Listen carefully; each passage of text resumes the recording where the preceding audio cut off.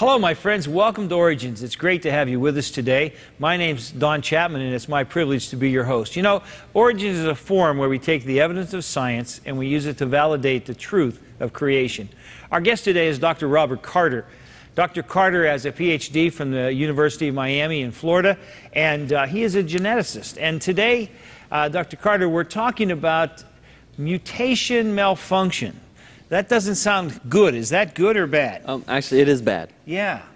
As I look at my notes, it's kind of ominous. It is really ominous. Yeah. Most people think that we're getting better over time. Well, see, I'm in that camp. My parents have lived longer than my grandparents.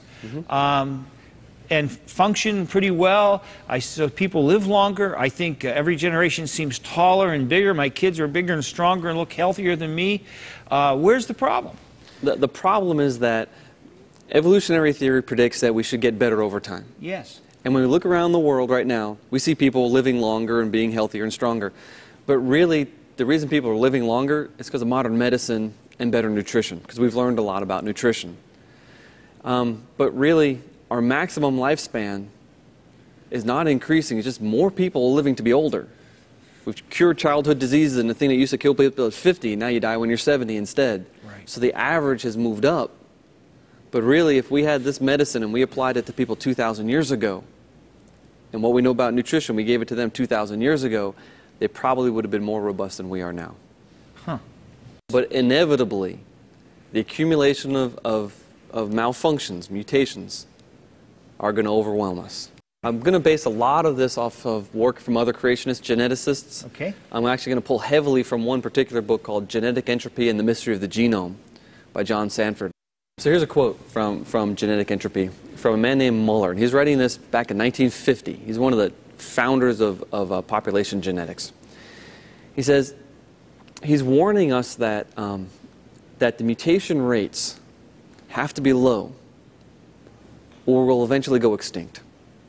He says it becomes perfectly evident that the present number of children per couple cannot be great enough to allow selection to keep pace with the mutation rate of 1 out of every 10 children. So he's saying that because human females can only have so many children, if 1 out of every 10 children is born with a new mutation, we're in big trouble. He says, to make matters worse, if you or the mutation rate should be anything as high as 0.5 or 1 out of if every other child has a mutation, then our present reproductive practices would be utterly out of line with human requirements.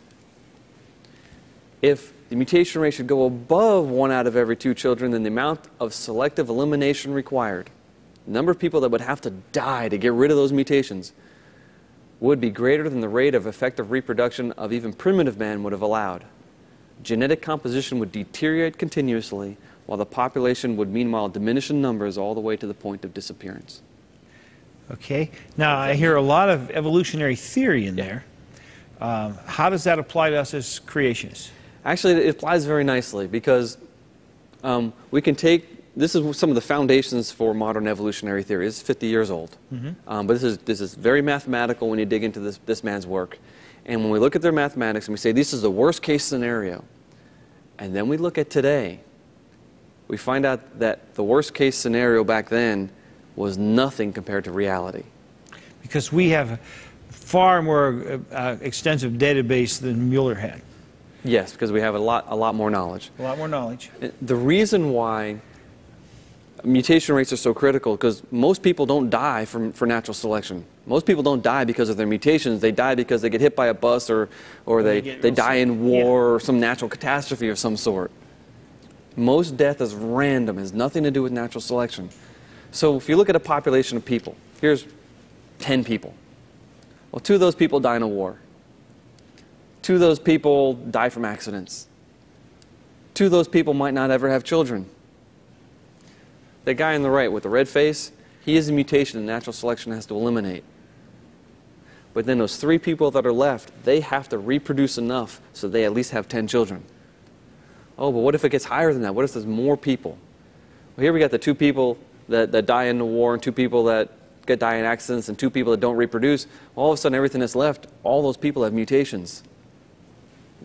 It'll every generation in this case will have more and more mutations than the generation before. That's not what evolution has predicted. It's not what's supposed to be true. And what we find out in reality, it's not one mutation for every 10 children. It's at least 100 mutations per child. Oh my. 100 spelling errors. You have a genetic dictionary. It's called the genome. It's 3 billion letters. There's 100 spelling mistakes every generation in every person. So there's 6 billion people in the world today. That's 600 billion mutations in this current generation, alive today. And there's only 3 billion letters in the genome, which means that every possible mutation has occurred in this current human population at least 200 times, conservatively.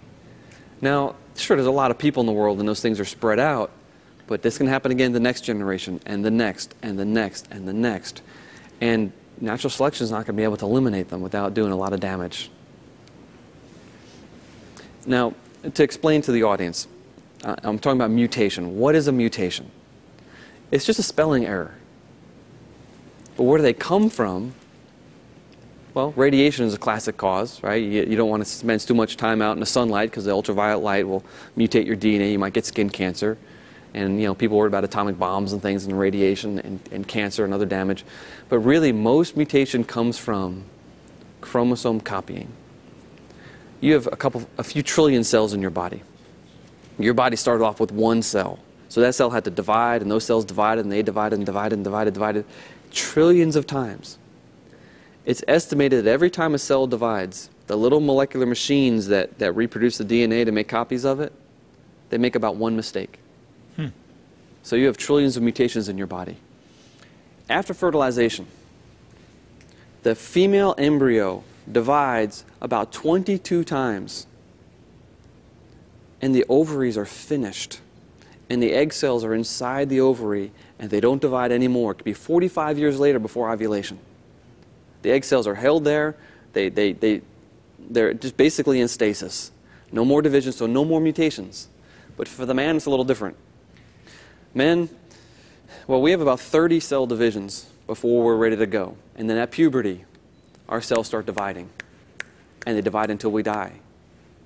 And if mutations are correlated to chromosomal replication, then the older a man is when he has a child, the more mutations he passes on to his child. I see. Yeah, that makes sense. This is data from a famous geneticist named Crow. He published this in 2000. And this is, basically he had a table, and I drew this chart from the table in his paper. A man about 15 years old having a child is going to pass on about 30 mutations. But if he waited until he's 50 before he had a child, it's estimated between 800 and 900 mutations are being passed down to the next generation. Now, we talk about mutations. We've got to ask, what's a mutation? What are its effects? Most people understand that positive or beneficial mutations are rare, and that most mutations are negative. So here's a chart. Here's a curve of possible mutations. 0 means the mutation has no effect. -1 means you die. If you have that, it's lethal. You can't survive it. +1, I put a question mark because really there's no mutation that can guarantee you're going to survive. Nothing can guarantee survival. But what is reality here? How many mutations are negative compared to how many are positive? It's a good question, because if there's a lot of positive ones, then maybe evolution can work. But if preponderance are negative, that means natural selection has to kill off a lot of people to get rid of those, or we're going to go extinct. Here's Crow, 1958. Even if we didn't have a great deal of data on this point, we could still be quite sure on theoretical grounds that mutations would usually be detrimental. For a mutation is a random change of a highly organized, reasonably smoothly functioning living body. Well, he's appealing to complexity here, which is one of the things that creationists like to talk about now. This is one of the early geneticists saying, hey, wait a minute, complexity means mutation's bad. A random change in the highly integrated system of chemical processes which constitute life is almost certain to impair it, just as a random interchange of connections in a television set is not likely to improve the picture. Or our modern version, if I randomly reprogram Microsoft Windows, I can be pretty much certain that my computer is going to crash and it's never going to work again because of complexity. This is a map of all the interactions between proteins in a fruit fly. Actually, it's only about 1/3 of the proteins, and the ones with the most interactions they cut out. These dots are proteins. The lines that connect them says that this protein interacts with that protein, and usually because they fit together. One protein might be shaped like this, another one's shaped like this, and they fit together. But some of these proteins interact with 20 different proteins, and they all interact in different places, in different complicated ways. So if we zoom up on this section and zoom up again, we can see each dot is a protein, and some of these have multiple interactions with other proteins. But wait a second. If I break one of these links, cause a mutation that causes these things to not work, more than likely the fruit fly is going to die. At best, he's going to be mutated. He'll be less robust. And so we have to ask the question, if evolution is true, how do you build a system this complicated? And once it gets this complicated, how can you change it further? I don't think you can. I think this is a dead end. In fact, I think all life is a dead end. You can tweak it a little bit, but once you tweak it too much, it's going to fall apart. And the organism and the species is going to die. So here's Neil. Now this is 1986. This is a little more modern. He says, point mutations are on the order of 30 per generation. So about 30 mutations per generation. The implications of mutations of this magnitude for population genetics and evolutionary theory are profound. Oh, really? The first response of many population geneticists is to suggest that most of these occur in silent DNA and are of no real biological significance. You've probably heard the phrase junk DNA. Well, junk DNA is necessary for evolution to occur. They need vast amounts of the genome to be useless so that if mutations occur, oh, no problem, doesn't do anything. Unfortunately for that line of reasoning, the amount of silent DNA is steadily shrinking. The question of how our species accommodates such mutation rates is central to evolutionary thought. Well, this is 25 years ago. The idea of junk DNA is outdated.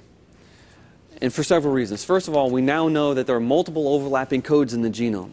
We have a protein code, but the DNA itself has to wrap around other proteins. DNA is all wrapped up around little marbles, they're called histones. And there's a code in the DNA that says put an A here, and a T here, and a G here, so it'll stick to that histone protein. Huh. But that's also a region where there's another protein is coding for a protein to do something else. So both things have to be coded to the same spot. So if you make any random mutation, you might affect 2 or 3 or 4 different functions. Wow. And now, just recently, in May of 2010, a group of people finally figured out how 20,000 genes can make 100,000 or 300,000 proteins. And there's this very complex code that takes pieces of genes and reassembles them in all these different complex patterns to make all these different proteins that change over your lifetime. They're different in all your different cells. Well, if you have a mutation now in any one spot, you might be affecting 14 or 15 or 20 different proteins. Very difficult. So, this is really the mutation spectrum. Most mutations, because we're so complex, are negative. But also, most mutations are almost invisible. Oh, I have a mutation that makes this pinky just a little bit shorter than the other. Or I have a mutation that might make me 1% less efficient in my energy metabolism. Natural selection can't see those things. They're lost in the noise. And yeah, there might be a few beneficial mutations. But anything close to 0 here is so small as to be ineffective and invisible to natural selection, and that's the problem. You see, I stole this right out of the genetic entropy book. These are genes, these dots. Here's a princess sitting on top of all the peas. This is natural selection. Natural selection doesn't act on the gene, it acts on the individual. But the genes are hidden by multiple levels of interactions. Because you might have a gene that does something bad, but another gene that does something that's so good that it overwhelms this one. So they only act within context of one another.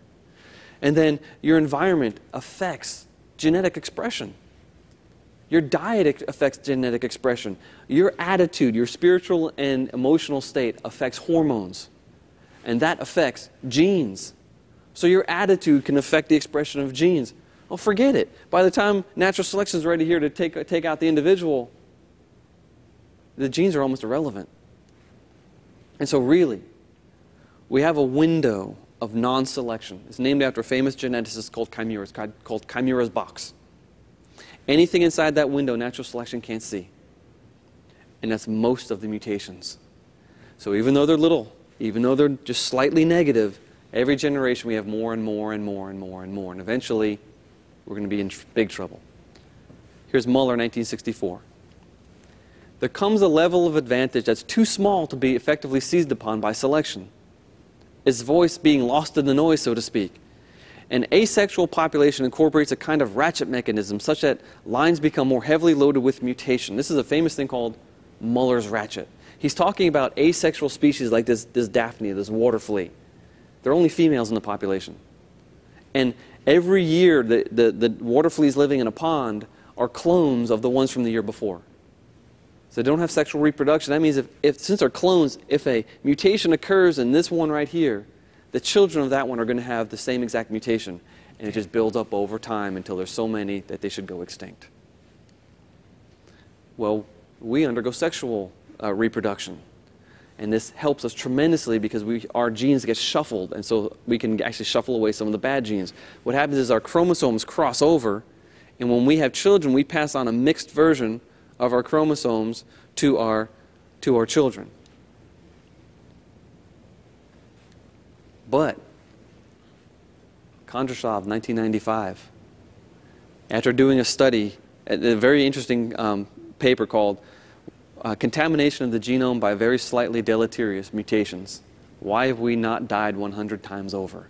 A lot of geneticists are scratching their heads saying, how can we possibly survive? He said, I interpret the results of my experiment in terms of the whole genome and show in agreement with another geneticist that very small deleterious mutations, now deleterious is a geneticist's catchphrase, it means bad. Yeah. You know, slightly bad mutations can cause too high a mutation load. And the accumulation of these slightly bad mutations in a lineage acts like a time bomb. The existence of vertebrate lineages, people, should be limited to about 100 generations. Oh, that's scary. Now, the fact that we're still around, because there have been probably 150 to 200 generations since creation. Okay. We're still alive because he's ignoring the beautiful design and the error correcting mechanisms that God engineered into the genome. If God hadn't done that, we shouldn't be here today. But the tendency's right even if the numbers are wrong. Yes. Yeah. And so throwing noise at the solution, complexity, and all those other factors, we don't know how large Chimera's box is. But the more complicated the genome gets, the larger that box is, to the point where positive mutations can't be selected for. Because there's so few of them, they're not going to do very much. Natural selection can't see them. So much for Darwin. He depended on positive traits appearing in a population. Natural selection can't find them. But these are there, and over time, we go down and down. Here's another quote, 1999, Ira Walker and Kitely. A high rate of bad mutation, much higher than one, or was much higher than one, it's over 100 probably, Yeah. is paradoxical in a species with a low reproductive rate, like people. Bad mutations, or the bad mutation rate appears to be so high in humans and our close relatives, it is doubtful that such species could survive. Now this is the evolutionary geneticists saying stuff that Right. our lifetime is limited and they can't explain where we came from in the first place. So I love instead this of us stuff. getting better and better, they're predicting our demise. Yes. I think we've got all of our audience wondering where this leads and exactly what are the implications. And so we're going to talk about that when we come back. Don't go away. We've got some good news at the end, and you want to stay tuned for it. So we'll be right back.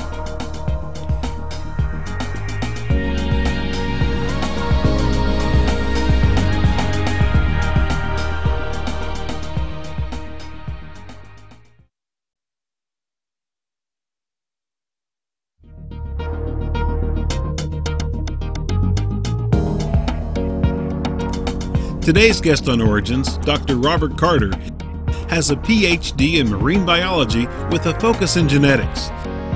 He is currently one of the senior scientists and a speaker for Creation Ministries International USA. Dr. Carter believes that the human genome is an excellent confirmation of biblical history. He continues his groundbreaking genetics research, and you can find many of his published articles at creation.com. To contact Dr. Carter, write to Creation Ministries International USA, Box 350, Powder Springs, Georgia 30127, or call 800-616-1264. We are back with Dr. Robert Carter, and we're talking about mutations and how they aren't very good for us. That's right. And in fact, it's gotten to sound rather ominous that for the whole species. Tell me some good news. Where does this go? For right now, let's just hit a couple of more quotes from a couple of more evolutionists about how bad things could be. Okay. This is Lynch, Connery, and Berger, 1995. It said, as these bad mutations accumulate, there's a decline in the viability of people. The reproductive rate goes down. And this causes something that they call mutational meltdown. Wow. And then they say the length of the meltdown phase is generally quite short. So a lot of people ask me, oh, how long do we have? Yeah. I have no idea. But they're saying it's going to accelerate at the end. A meltdown means it happens rapidly. Yes. Okay. So this is Lynch, Connery, and Berger, 95. They say our results provide no evidence for the existence of a population size beyond which a population is completely invulnerable to mutational meltdown. So even though there's 6 billion people in the world, it doesn't mean that we're safe just because we have so many of us. And then Higgins and Lynch, 2001. Early work suggested that the accumulation of bad mutations might threaten small and isolated populations. Here we show that the accumulation of bad mutations may also be a significant threat to large metapopulations like humanity. That's all pretty scary, isn't it? It really is. And you agree with their work, and you really don't see, in terms of man in this world, you see this coming. It's like a freight train. It's not going to stop. Yeah, I don't see how evolutionary mathematics is a friend to evolution. Yes. In fact, I think it builds our case up very strongly that our genome is young, that we are under a curse, that we're laboring and struggling under this, that things are falling apart. It's sure consistent with Scripture. Yes. And it also seems to me to be a death knell to neo-Darwinism that suggests that mutations were the way we jump from species to species. That absolutely can't be, can it? According to everything that I've been reading in their literature and everything that creationists have written, mutations do not produce good things.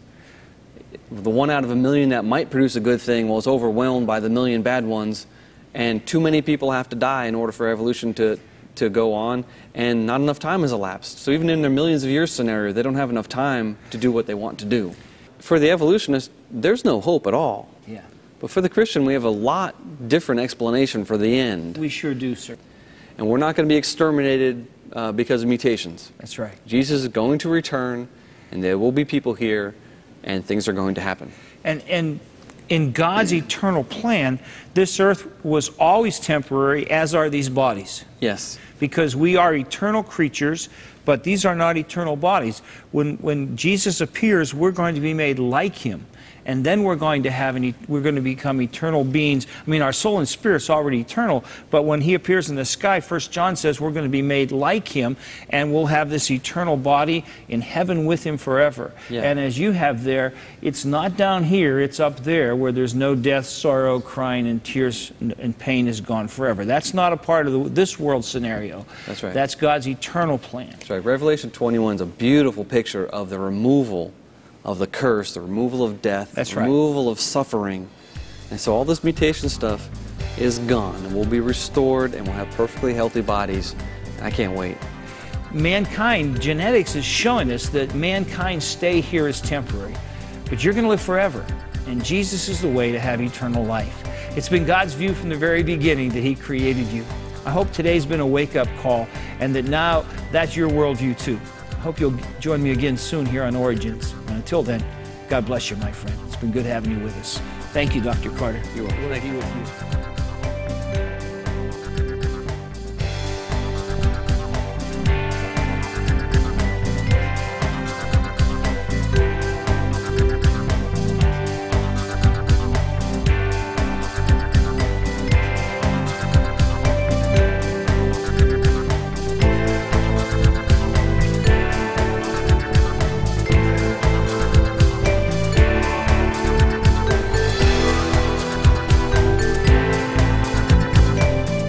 Thank you for watching this edition of Origins. To get a copy of the information presented today, you can download a PDF file of program number 1112 from our website at www.originstv.org.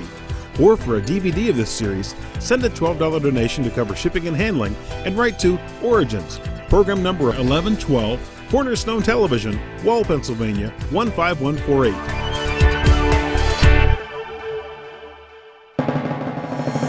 Origins is made possible by the faithful prayers and the financial support of you, our Cornerstone Television family.